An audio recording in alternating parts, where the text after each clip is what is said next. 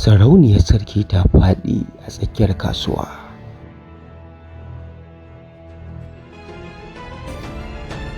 Hadimar sarki ta sace 'yar sarauniya.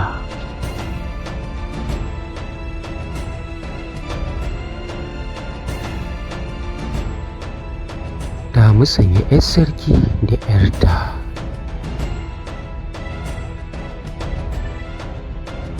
Sarauniya ta dawo hayyacinta.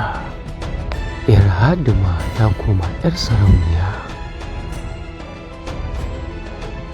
Hadima tana kukan rabuwa da 'yarta.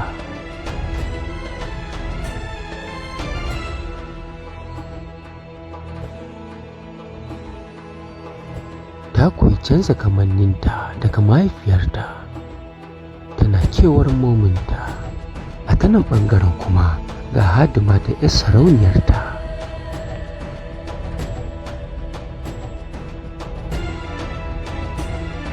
Cin amana zalla.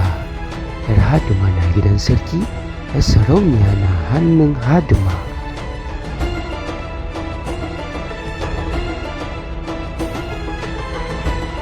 Rayuwar 'yar hadima a gidan sarauta.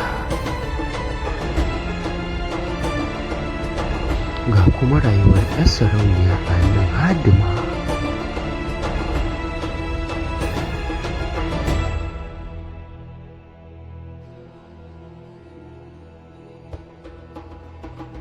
Hadima ta shigo gidan sarauta.